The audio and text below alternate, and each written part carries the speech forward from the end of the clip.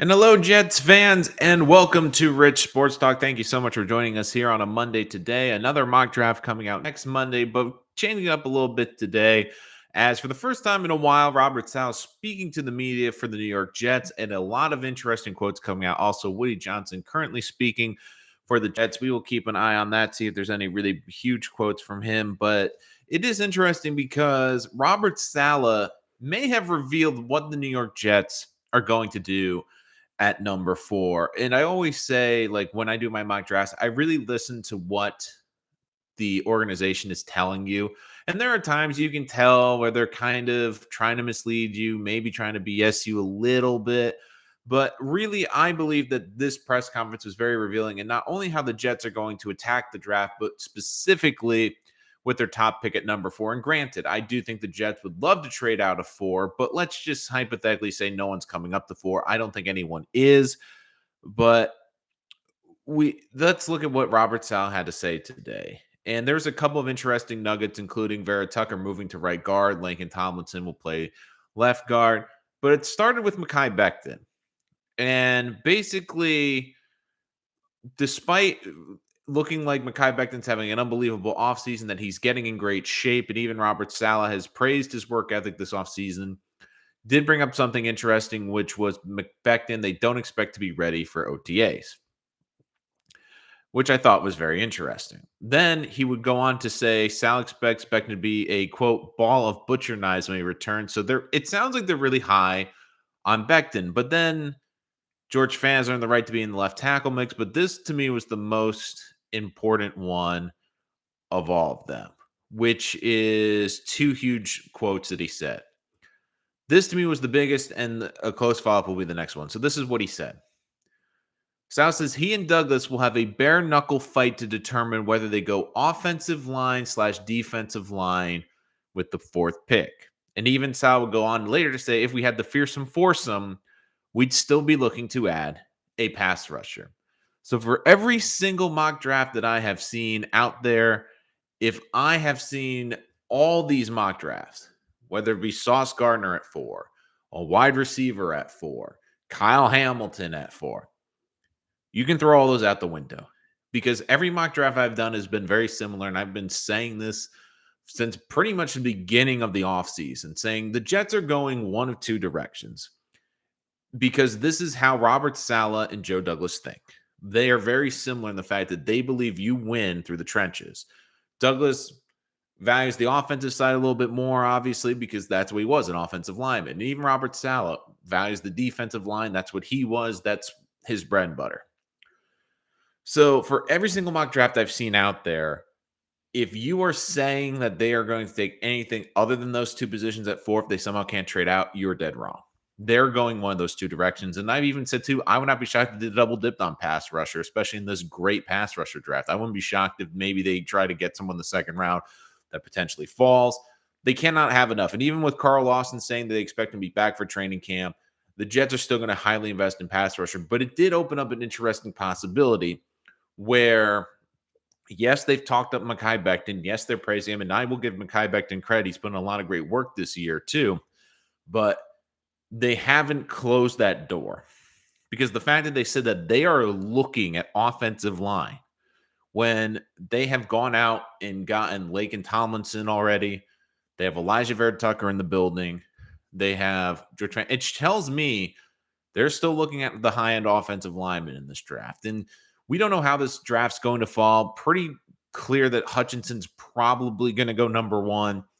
But then 2 and 3 get murky, because a lot of it depends on what those two teams do. Do one take a quarterback? Do they go offensive line? Do they take Thibodeau there? Do they take a Kyle Hamilton there? Like, we have no idea really what the Lions and Texans are doing. You can kind of tell, like, no one really has a good sense of what those two teams are doing.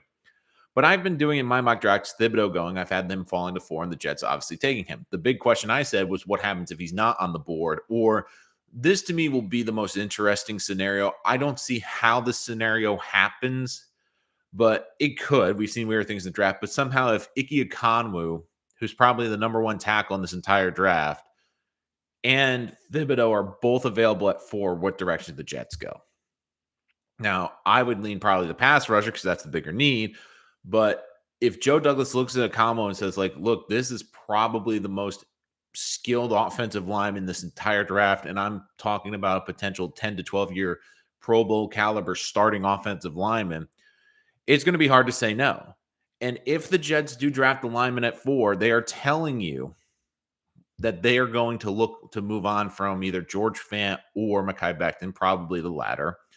And my thought process is they're probably going to wait unless some team blows them away now or during the draft, but they would probably wait till training camp, show Mekhi's healthy, see who wins the starting job, and then maybe go from there. But overall, the Jets just reveal what they're going to do. And even if Thibodeau is off the board at 4, don't be surprised that Jermaine Johnson enters the conversation, if Trayvon Walker enters the conversation. And then the other interesting fact, too, is what do they do at 10? Like, let's say somehow one of these great pass rushers falls to 10 as well. Or if the Jets are sitting there in the 20s and they see like a Bo Mafia is there, or they see that they really love David Ojoba. I understand he had the Achilles injury, but they feel he's going to be at least back within a decent portion of the season. Do the Jets get aggressive? Because he basically said today, listen to what coaches are telling you. And you can tell that Robert Saleh does a lot of coach speak, but a lot of the times he's telling you what he really thinks. And he basically laid out in this press conference and said, like, look, we're going offensive line or we are going defensive line at 4. So you really have to take that into consideration because that is the head coach telling you what they're going to do in this draft. And Roberts, and does this hurt the Jets? Maybe a little bit because now teams have an idea of what they're going to do in the draft. Like maybe there's a team that can now jump up to 3 if they really like Icky, if they really want a great pass rusher to jump in front of the Jets. We'll have to see. But you can't also blame them for looking at offensive line because KD brings up a good point. KD, I don't blame them for looking at line, emphasizing the line was told to us day one. And while Becton's situation is questionable, it shouldn't be a surprise that Joe's still looking. And I agree. Like I've had them going in the mid round for offensive line. But if they're sitting there today and like they've said all the right things about Mekhi's doing an unbelievable job. But the fact that he is not going to probably be ready for the OTAs is a big concern because it kind of follows what happened last year where Mekhi wasn't there for OTAs, came into preseason. Preseason didn't exactly go great. And for me, the Jets are still in the market for a wide receiver. We'll get to that later this week, including options that they could maybe go with another live stream. But the wide receiver position, I believe they're going to address either later in the draft or probably through a trade. But if you're the Jets and you're trying to make Zach Wilson work, the best thing you can do if you're not going to get him the great weapons is give him a great offensive line for 2 reasons. 1, it protects him, but 2, it helps your running game. And we really saw during when he was playing better the second half of the season is because the Jets had a really good offensive line and good run game. I mean, they were averaging almost 5 yards a clip, even missing Michael Carter for a couple of those games, missing a Tevin Coleman. Tinio, I'm sorry if I said that name wrong. Surprised they have a team moving the right guard. Yeah, they did bring that up today too. He said that basically it's because Lakin's played his entire career at left guard. And Elijah Vera Tucker, one of the things that was great about him was he's versatile. He's played multiple positions. So I think it's probably they feel an easier transition for him. So again, guys, the chat's open. Your reactions and your thoughts. Right now, Woody Johnson is speaking to the media. Nothing crazy right now. I think the biggest thing that he said is it seems like they're going the conservative route, like basically saying about the playoff mandate that there is none. I never look at it that way. The way I look at every season, I think we're going to win every game, put a marker on that. I don't think that helps us.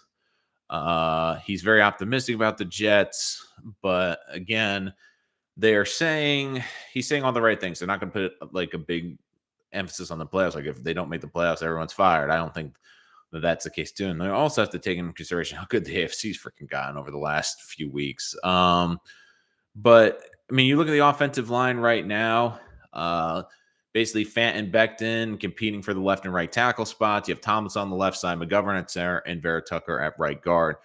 But I do think it's very interesting because I do still think like if you had to ask me today where the Jets go at 4, I believe it's still going to, give the edge to pass rush. The only guy I could see is, like I said, Okonwu. If Okonwu somehow falls all the way to 4, which I really don't see The Texans passing, potentially the Lions, he kind of fits what they really would love to do and have that kind of attitude in Detroit.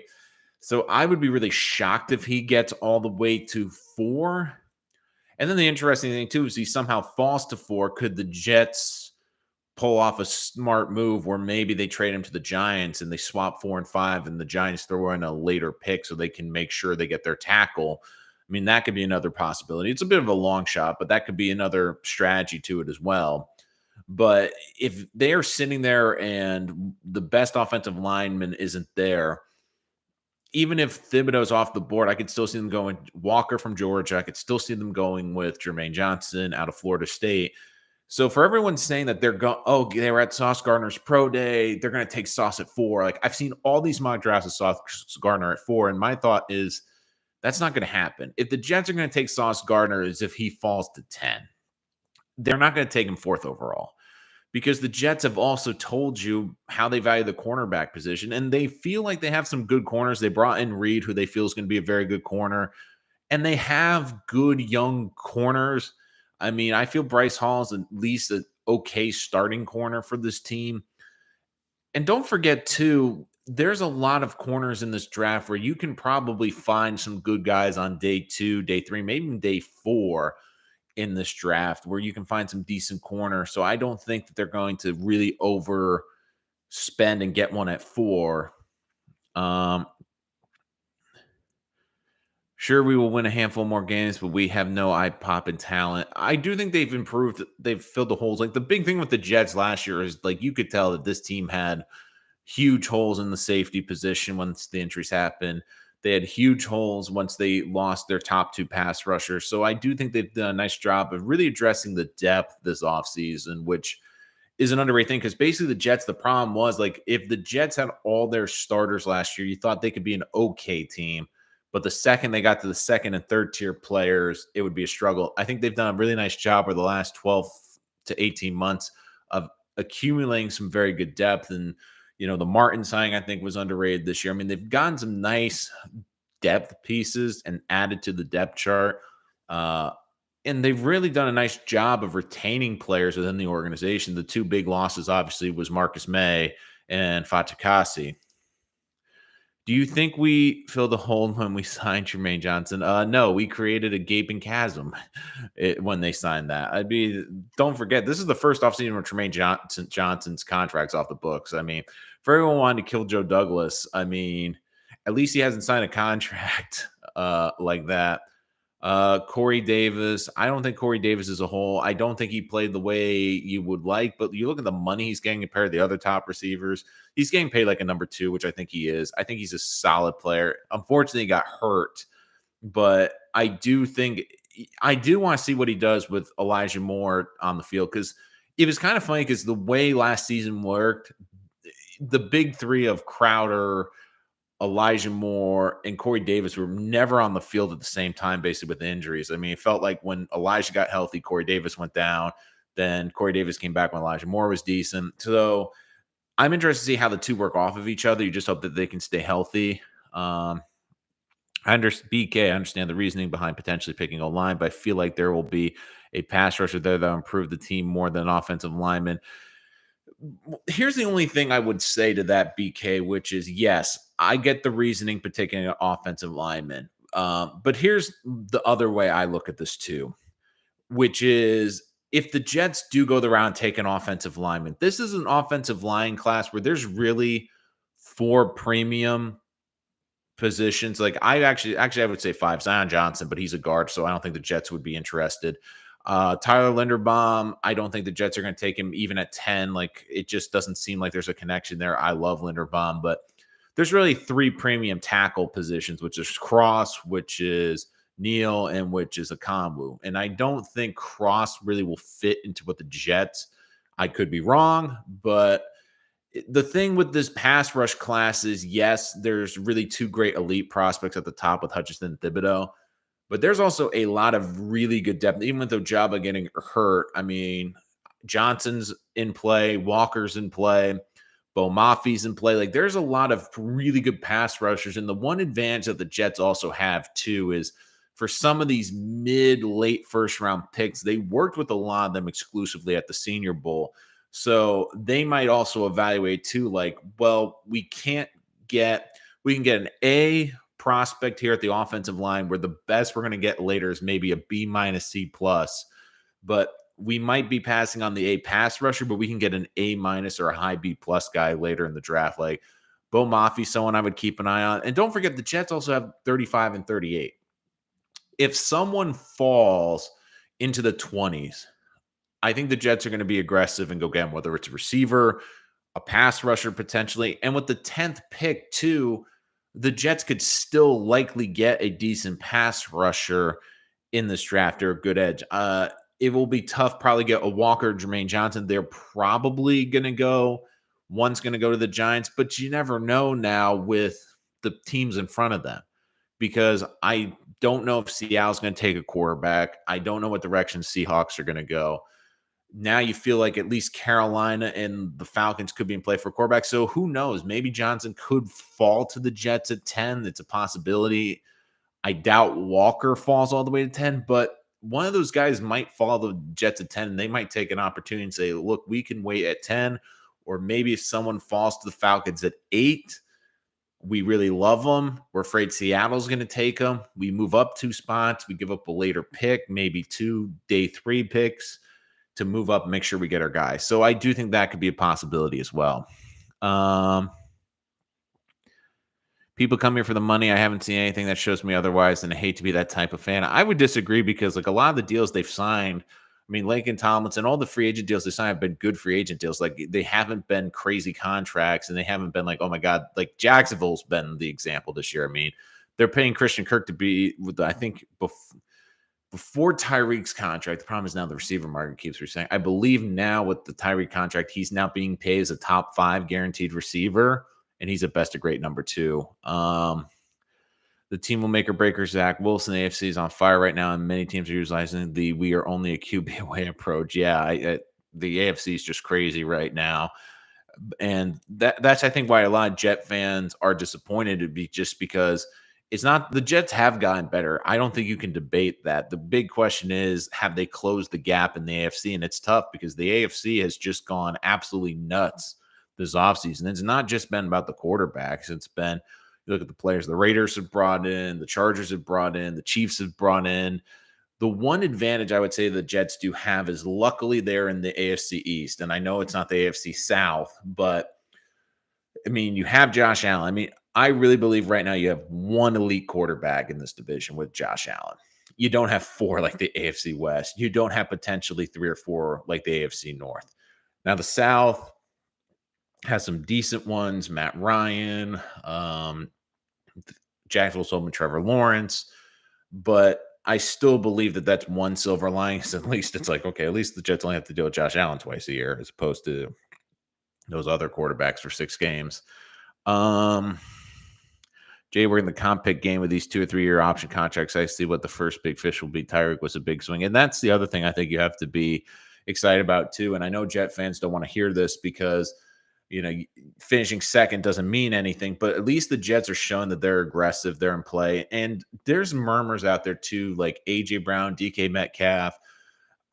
And I said this last week on the Tyreek episode. That live stream is available if you want to go back and check it. I said, this is a good thing for the Jets because it's showing to other teams that they're into it. But the wide receiver market is very volatile right now. And a lot of it is because these guys are seeing what the market is. They're seeing what Tyreek's getting paid. They're seeing what Devontae Adams is getting paid. And they're basically saying, okay, it's my turn to now be the highest paid receiver. And DK, it's going to be interesting in Seattle, like what they're going to offer.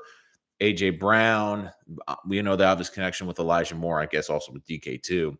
So I've always said too, like just because as of right now, the Jets aren't in the number 1 receiver market, or there's not one really that we know of readily available, one could become available because they're going to want to be one of the top 2 or the highest paid receiver. The Jets have the open space for it, but the team they're on doesn't want to pay them that. So the Jets have an opportunity to get one of those players potentially before the draft. And I would not be shocked if we see another receiver dealt before the draft, just because they're looking at what Tyreek got paid, what Devontae Adams got paid, and they feel like they're going to be worth it. And there's going to be a team that's not going to want to give it that up.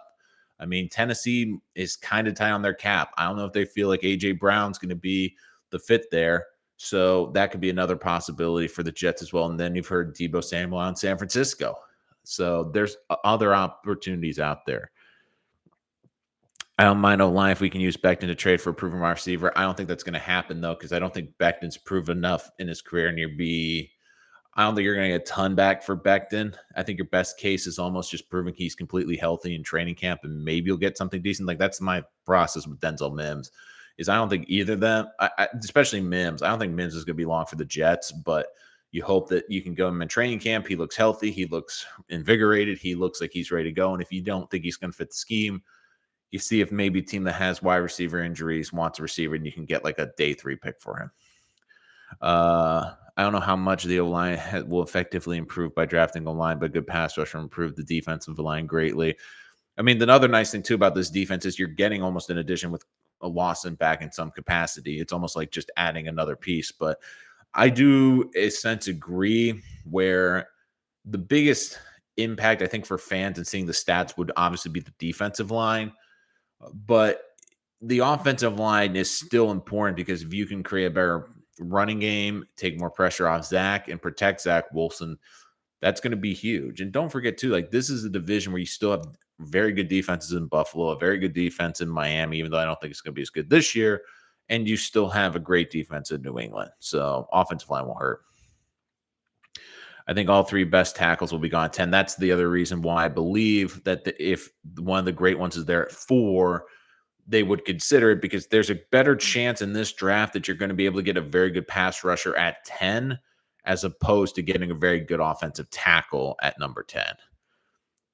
Only way I see Sauce at 4, okay, that's not happening, is Hutch, Tibbs, or Walker go top 3 and whatever. If that happens, I'll tell you now, if those 3 are gone, they're going with a Conwo. They're not going to take Sauce Gardner. I mean, Robert Saleh basically said today, like, they're like, he said it jokingly, but they said they're going to fight over offensive defensive line. And what if both of them have preached since day one, each has gotten here. Joe Douglas, it's been, I want to build through the offensive line, build through the trenches. Robert Saleh, I want to have a great defensive line. Like, they're telling you their blueprint. They're telling you what they value. Robert Saleh, the Senior Bowl, said like he feels like if he can improve the defensive line, it makes everyone in the back 7 better. And he even said, like, even if I had the fearsome foursome, like the greatest pass rushing group of all time, I'd still be looking at a pass rusher. So, so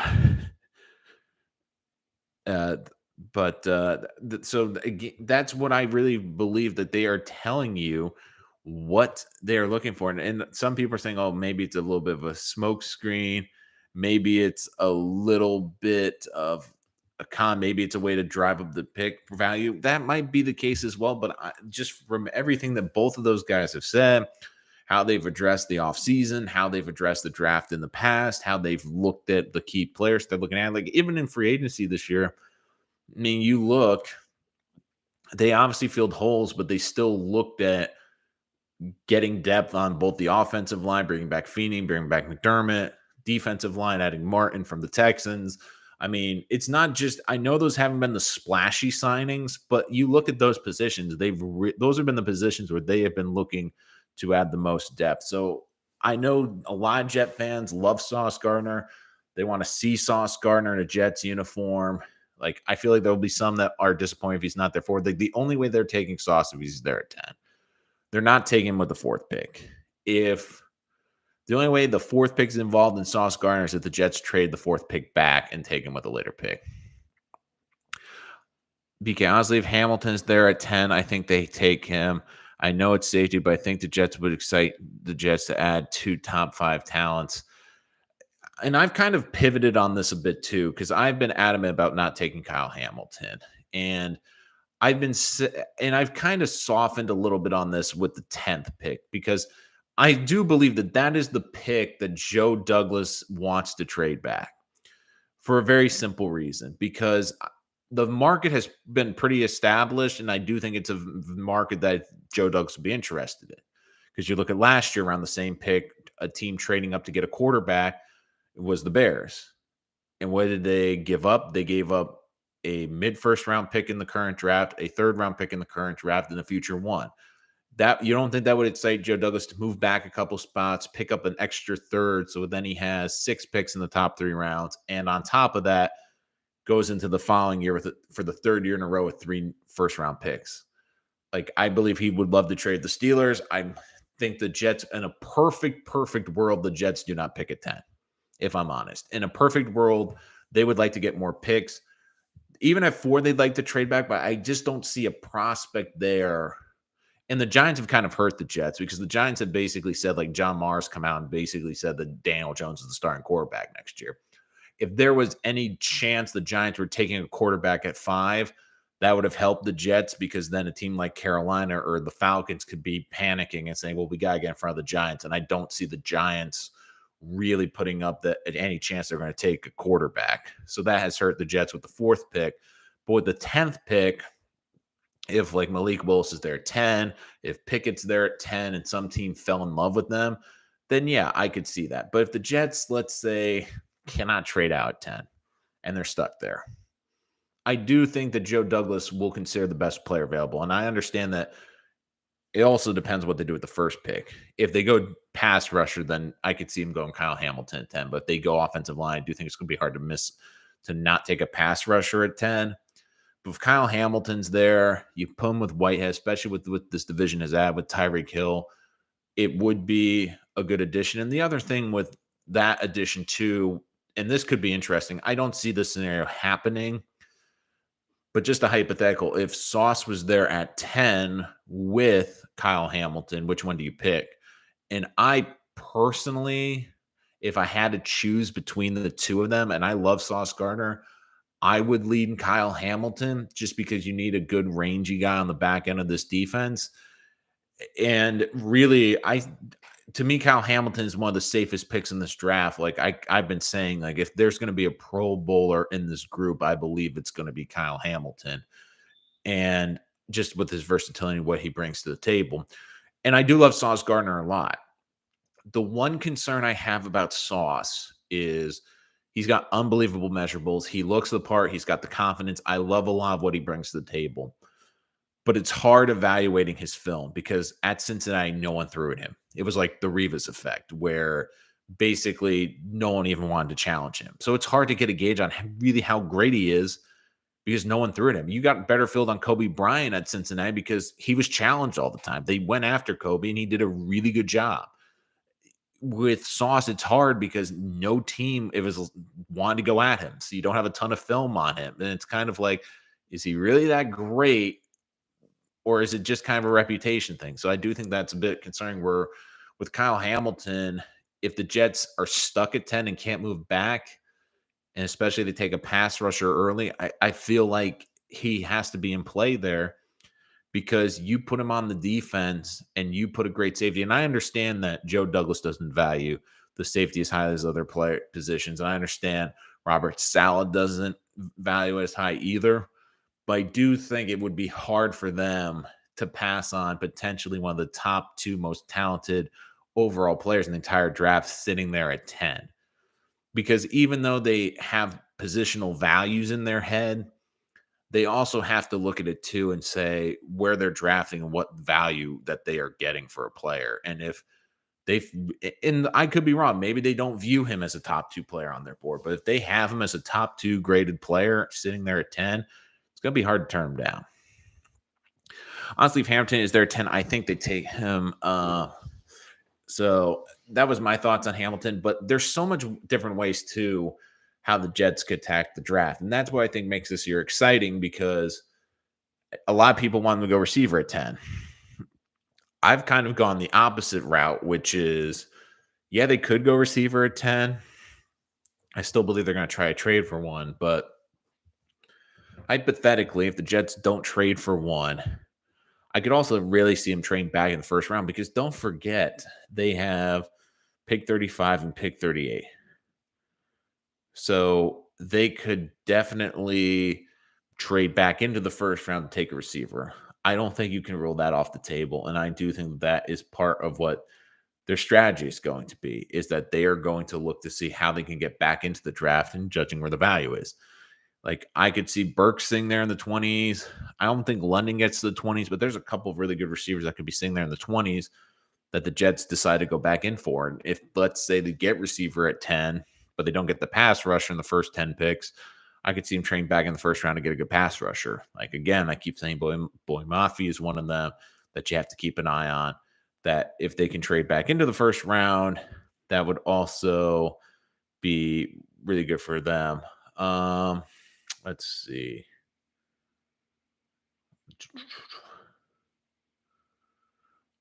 All 32 teams. I'm just thinking Jim Nagy at the UNC Pro Day today.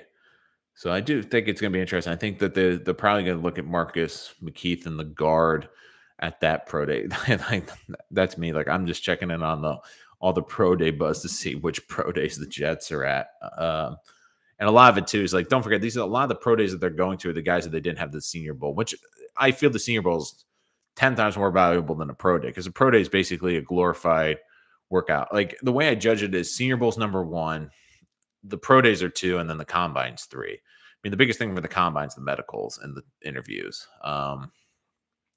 Imagine if we only had the fourth pick this year. This is a great time to be a Jets fan, at least since 2015. Yeah. I mean, the draft does get you excited, and you do feel like they're going to be able to improve this roster and add some key players.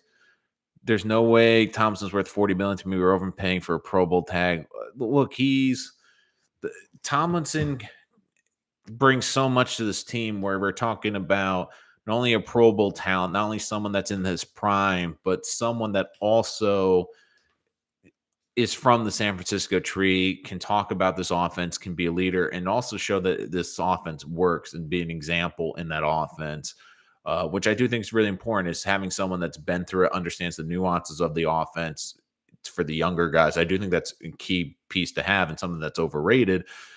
And the other thing too is like for a guard, even they're paying him a Pro Bowl guard, like it's still not a huge salary hit, and it's still not a insane yearly value for him. I think they got good value for Tomlinson. They had a number in their head. They didn't go over it. And I think it was actually smart building because I look at teams that have overspent. Like a great example is Jacksonville again. They're paying Brandon Sheriff more money per year. Now, could Brandon Sheriff maybe be a slightly more high-end player? Sure, but they're really not that different. And the other thing, too, is Tomlinson's been able to stay on the field. Like, he's been one of the most durable players in the NFL, where Sheriff can barely play 8 games a year. And the Jets are looking for guys that are going to be able to suit up. And I think they got a really good player in Lincoln Thompson. I actually think it was a better sign than if the Jets signed Brandon Sheriff, because I love Sheriff a lot. But you look, there's a reason why the Washington kept franchises tagging him. There's a reason why he didn't get long-term deals, because of the health issues and because he can't stay healthy. One of the most underrated things in the NFL about players is who's available, because we've seen some of the most talented players in the world, but they can't stay healthy and they don't have an impact. Like I've also said this too, like I'd rather almost have like a B player that I know is going to give me 15, 16 games than an A player that's going to give me maybe 8 games a year, because you want to know what you have on that field. You need to be consistent out there. And especially for a young quarterback was like Zach Wilson, and with the way the injuries on this offensive line were last year, this does bring some stability. Because let's not forget too, I mean, Becton got hurt. Obviously, that was a big one. But you had McGovern miss a couple games. Elijah Vera Tucker missed 1 game. So you want guys that are going to be consistently out on the field. So getting a guy that you can rely on is very important. And I do think that was a signing. And it was funny because, like, I've done polls on the channel. And if you're new to the channel, make sure you hit that subscribe button, because we're able to do all these conversations, do a bunch of unique videos, but we also do a lot of polls and interaction with people to get their feedback. And the feedback from you guys was basically that between him and Jordan Whitehead, they were the 2 best receivers out there. And wow, Bills are going to build a new stadium in New York, so apparently Buffalo's not moving anytime soon. Let's see. I'm just trying to see if there's any other Jets news or anything else coming up, because it always feels like every time I do a live stream, some breaking NFL news happens or something crazy. I mean, It's probably the first time the NFL has been the headliner for a day because it's been the Oscars tonight from last night. So, uh, yeah, I've just seen like Woody Johnson not offering any ultimatums this year. But if the Jets also win only 4 or 5 games, it's going to be hard for Joe Douglas to keep his job after this year. So let's see. Let's see. Just trying to see if any other questions in the chat right now. Anything about the draft, anything about the strategy. Because like in people saying like, oh, Sauce Gardner, oh, this and that for or receiver for. Like I've kind of laughed at some of these mock drafts because I'm like, are you doing any research on the Jets and more specifically the two guys in charge of the operation, Robert Saleh and Joe Douglas? I mean, they've told you it over and over again. The most important positions are the offensive and defensive line. And then I keep saying, oh, we're going to go corner. And then you keep hearing like, oh, Robert Saleh's like, the corners, it's important to have good corners, but I don't necessarily need to have like a true number one. And then you still see people like, we still need the number one corner. We'll take one at 4. So, uh, yeah, so that's something very interesting to keep in mind. But I mean, another key prospect to keep an eye on too that I actually, I've been following the Senior Bowls because that's just who I am. But one prospect I thought was interesting keeping an eye on is Jelani Woods, the tight end out of Virginia, because there was video of him working out yesterday and the coach working him out at the Senior Bowl, not the Senior Bowl, his workout was Ron Milton. We do know Ron Milton's one of the key figures of the staff and one of the big go-to guys for Robert Saleh.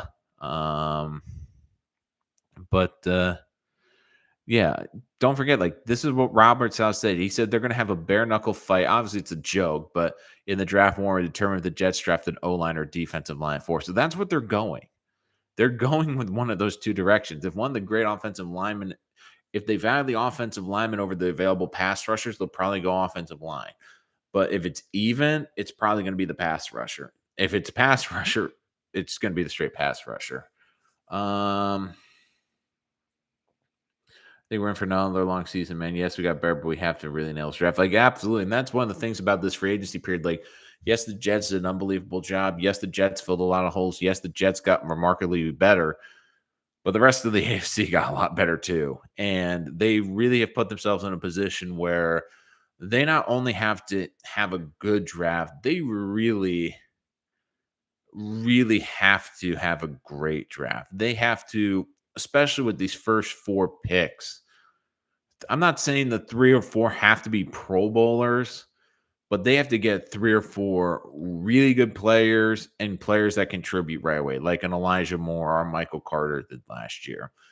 And if it's defense, you need to see them make an impact on the defense. If it's offense, you want to see them help with Zach Wilson's growth potentially. So this is a huge draft. Like there's absolutely no question in my mind that this is going to be one of the biggest drafts in the Jets history. And you can make the case it's probably one the biggest because if the Jets nail this draft, they could be set up to be a good franchise in a really good position going forward the next 10 years. Like maybe in a position where at the end of next offseason, if Zach Wilson looks great, this team has done an unbelievable job putting a great roster together, that they're a team that, can go and sell the farm to go get a number one receiver or a number one pass rusher or go get that missing piece or two. Right now, they were missing a lot of pieces this year, and get overpaying and going out and signing 2 or 3 players wasn't going to just turn this around. So this draft is incredibly important. If they don't hit on this draft, then Joe Douglas probably doesn't have a job, and this team continues to struggle and not go forward. After the coach's press conference, I'm worried about Becton. I don't believe we need secondary improve edge and secondary will automatically improve. Roberto, absolutely right. And Saleh said that like at the Senior Bowl. He said, look, if I improve the front 4, the back 7 gets a lot better. Translation, if I get a better pass rusher, it makes my corners better, it makes my linebackers, makes my safeties better. And that it is a bit of a mixed press conference with about Becton because we did hear Saleh call out Becton at the end of the year that this is an important year. And there's a lot that you like about this press conference. He expects him to be that bald knives reference. He says he's working hard. So like that's all great. But then he also says, I don't expect him to be ready for OTAs. And when we're talking about a lineman going to his third year, pivotal year, and someone that's had major injury issues, if he's not going to be ready for OTAs, because the thought, don't forget too, that when the injury first happened, I thought he was gone for the season. But then when it said 4 to 8 weeks, I'm like, okay, 8 weeks, he'll be back, but that's still half the season. The fact that Becton did not come back the entire season last year, and the fact that we're still, so he had extra time basically since his injury to get better, and he basically had the rest of the season. And the fact that now we're still talking about OTAs, I mean, that is months after the season. And I give Mekhi Becton credit. You've seen it a lot on Duke's Instagram and social media. You've seen a lot on his social media that he's working his butt off. He's really trying hard. And even Sal made a point to say, look, he is really, really working hard. But even if he's working hard, even if he is getting better, the big question with Mekhi Becton isn't going to be his athleticism. It isn't going to be his strength. Honestly, it's his durability. Because his rookie year, he played less snaps than Sam Darnold. And Sam Darnold had a major injury-prone year that year. Last year, he played in one game. So, and I kept saying this for Jet fans who are kind of hesitant to take an offensive lineman. Like I said, like if you had to put money on, like, and I'll be conservative, if Mekhi Becton can play 13 games, do you really believe he can play 13 games? And for missing 4 games, that's a quarter of the season, basically. And a lot of you would say, yeah, I'm not even sure he can get there. Rich to me made a point in his recent podcast. They just don't have much interest in Thibodeau. I presume that puts someone like Jermaine Johnson or Trayvon Walker in the slot 410. I don't know. I've heard that Samini say that, but I've also heard like Connor Hughes and other people that cover the team that they would love Thibodeau just because he's such a unique pass rusher and because he's just such a talented player. Like, don't forget too, he could be like, we came in like months ago coming into this season, we thought he was going to be the number one pick without a question. And if the Jets have a chance to get arguably like Hutchinson, the reason I love him is his motor, his ability to stop the run. But if you were to say like on third down, who would be the best pure pass rusher to get to the cornerback, it would still be Thibodeau because his step, his burst, his agility, it's unbelievable. The question then becomes, so let's, KD, just for your sake of argument, go the other direction and say, okay, they don't go with Thibodeau, or let's say he's off the board at that point. If you had to ask me who they're probably going after, it's probably Johnson. And there's 2 big reasons for that. Number one, they had him at the Senior Bowl. And I know I keep saying that, but the Senior Bowl, they got to see how he worked in the room, how he worked at practice, how he approached the game. Like, they got a hands-on view personally. They didn't get that with Walker, which I think if it came down to the 2 of them, they're probably leaning toward. I keep saying if it comes down to a Senior Bowl guy or someone they didn't have the Senior Bowl, lean toward the Senior Bowl guy. And the other thing with Walker, too, is the Jets really need an edge. Johnson is a good edge, and he's also a really great run defender. He's probably the best run defending defensive end this entire draft, which for the Jets, who had a terrible run defense last year, is also very attractive. But Walker's a funny player because he has probably a bit more higher upside than Johnson. But he's also a guy that doesn't really have a set position. Like, you move him all along the defensive line, but the Jets already kind of have one of those guys in John Franklin Myers. So does Walker play more inside? Does he play outside a little bit? Like, either way, they're still getting an unbelievable player. But in terms of getting someone that straight come off the edge and someone to set the edge on in this 4-3 scheme, Johnson to me is a better run defender than Walker.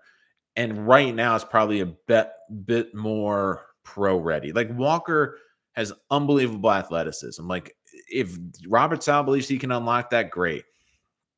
But if you were to ask me between the 2 of them, I just feel like Johnson's probably a little bit more of what they're looking for, which is an edge rusher, someone that's probably a little bit more pro ready at this point, and also someone they worked with exclusively at the Senior Bowl. Like, again, I cannot say how important that is when judging a player, when evaluating a player, and when trying to project where a player will go. Is the eye of the hurricane all is quiet until the draft? Well, yeah, we'll see. Are we truly giving up on Mims? I don't know. I know I'm in the minority here, but I really believe he can turn around this year. I don't think that they have fully given up on Mims, but it's not looking good. Like Mims has to have an unbelievable offseason and have an unbelievable preseason. But Roberto, I just don't think the Jets can bank on him being a great receiver. Like you have to approach the season like Denzel Mims not going to be part of your team. If he's great, then that's gravy because then you get an extra great receiver. But the problem with Mims, it's never been about his athleticism. It's never been about really his ability. It's been about his work ethic because what you hear from the Jets is like they want guys like football's everything and they go 1,000 miles an hour and they are really committed.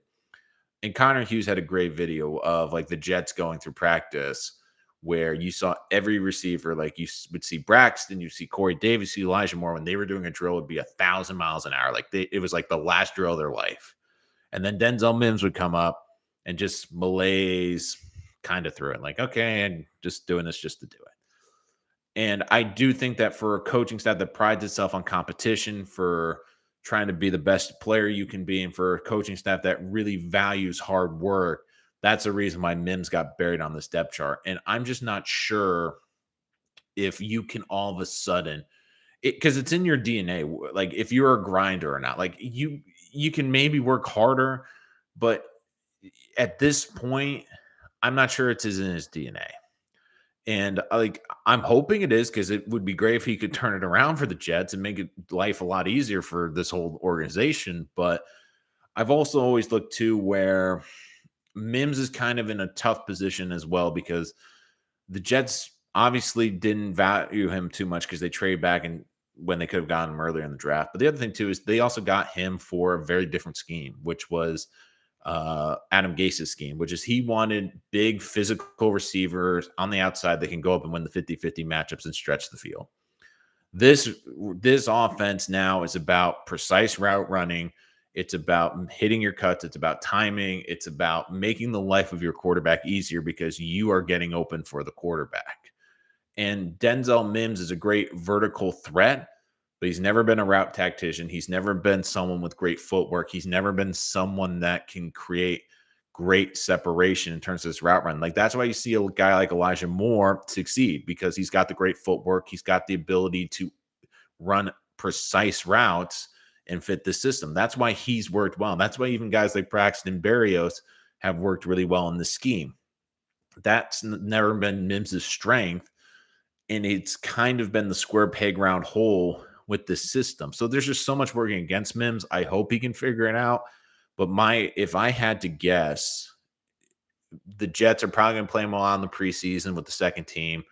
I think that they're going to try to drive up the value of a couple players on this team, specifically Mike White and specifically Denzel Mims, where their hope is before the season or during the season, teams have injuries to a quarterback, teams have injuries to a wide receiver, and give the Jets, like for White, they probably want a little bit more because he's a quarterback. But if a team said, look, we're desperate wide receiver, we'll give the Jets a 5th-round pick or a 6th-round pick to give Mims a shot, I think the Jets would be interested in that. 10 has to be a receiver. Don't see depth charts unless they trade for a number 1. If they don't double up a wide receiver and edge, Barcia has to be one of the picks this year. And David, like I've said that, but one of my thoughts was they have 2 second-round picks. I really believe they're going to end up with 3 first-round picks. I believe one of those is going to turn into a first-round pick, and maybe then they turn the second-round pick. They trade back to get more value back. But I just have a feeling that you can get a good receiver in this draft in the 20s. You might even be wait till 35. But now the reason I trade up is because now the Chiefs likely need a receiver. Packers need receivers in the back ends of the 20s. So if there's a receiver you really like a Christian Watson, a Dotson from Penn State, a Traylon Burks, I just have a feeling the Jets are going to trade into the 20s if they don't trade for a number 1 this offseason. And even so, like if I had to guess, they probably trade back in the first round to get a receiver, maybe try to use that other second-round pick on another edge rusher that fell or a defensive tackle. And then 3rd round or day 3, I would not be shocked if maybe they go with like a Bo Melton or a wide receiver from the Senior Bowl that fell through the cracks from day 2 and is sitting there on day 3 with their 4th round pick. I mean, that's how I could see them addressing the wide receiver depth. If you can make a trade for one player to add to the Jets non QB right now, who would it be? Um, Obviously, it would be wide receiver. I would say Debo Samuel if he was available, just because he fits the scheme so well. He brings so much to an offense, and he'd be an unbelievable asset. I don't see San Francisco getting rid of him. I think more realistically, AJ Brown, like of all the receivers I see mentioned, AJ Brown probably makes the most sense because Tennessee's a little bit more up against the cap. I don't see Seattle trading DK because again, they've basically pissed off their entire fan base and they need a face of their franchise. And right now that's DK. I don't see them trading the face. Like they're more likely to trade Tyler Lockett than DK. But AJ Brown, it just makes a lot of sense because he has such a good relationship with Elijah Moore. I do think that would be a huge impact for this team. Having two guys that not only work incredibly hard, but having two guys that have a great relationship with each other, being a great wide receiver duo, and basically someone that would fit the scheme, be a dynamic player, and help Zach Wilson develop. Now, I don't know if Tennessee's willing to move off from him, but if AJ Brown's also commanding a huge salary and is going to threaten to hold out, then Tennessee might look and say, well, we're still the best team in our division. We can probably get a decent receiver in the draft this year, anyways. We can make a move now and save a lot of money. So that's if I had to make a trade, that's who it would be for. First would be Debo, but I just don't feel Debo's going to become available. I know Debo would be an unbelievable fit, but I just don't see San Francisco moving on from him. I mean, don't forget, too, San Francisco was in the conference championship game last year. I mean, they're not exactly sellers. Brown, it's probably a little bit more realistic at this point. Just feel like he could be on the market. It just depends on how much he's going to ask for. If he's going to ask to be one of the higher paid players, then that becomes an option for the Jets. But I mean, it's for me, it's if it's not like KD, it's got to be a receiver. They're going to trade for anyone. It's going to be a receiver. It's not going to be because I don't see a great pass rusher available for a trade. And even if there was, still receiver is the number one priority. They really need number one. And I do believe Elijah Moore can be a number one. The only reason I'm slightly hesitant is just because he did have some injury issues last year. I just want to see him get through a full season. And I really do believe Elijah Moore can be a great one. But if you can get a great one and Elijah Moore then proves he's the number one, then you got two great ones. So it wouldn't be a bad thing. Like, let's put it that way. So that's what I would do. Any more questions today, guys? I do think it was interesting, this whole press conference where you look at it for everyone saying, oh, the Jets are going to take a wide receiver at 4 or corner at 4, Kyle Hamilton. Basically, the head coach said it today. Like they're going to fight over offense or defensive line, which is what I've been saying for months. I said for everyone kept saying, "Oh, Kyle Hamilton, no, that's not going to happen." Oh, that's awesome. No. Like it's an edge rusher and offensive lineman. The way the offensive line lives is like Icky's there, and he is higher grade than any of the pass rushers, or maybe even Evan Neal. I mean, Evan Neal could be a very dark horse candidate for the Jets, just because of how good he is and the versatility he offers. Like the Jets could go into next season, like the first few games at the very least. I know it's not ideal, but even if Neal's on the bench and someone gets injured, I mean, he could fill 4 spots on this team, whether it be the 2 guards or the 2 tackle spots. So, and that's the other thing too with Becton is, yeah, Becton might look great, might be unbelievable in the preseason, might play well the first couple games, but if he goes down like week 4 or 5, you want a great backup option. So, as we saw last year, like when guys get hurt, it's a big deal. So, but thanks guys for joining us today. I really appreciate it as always. Just remember, if you're new to the channel, make sure you hit that subscribe button for more Jets content, including more Jets draft content as we approach the NFL draft in April. And of course, with breaking Jets news. Thanks so much for joining us here today. Looking forward to talking to you next time here on Rich Sports Talk.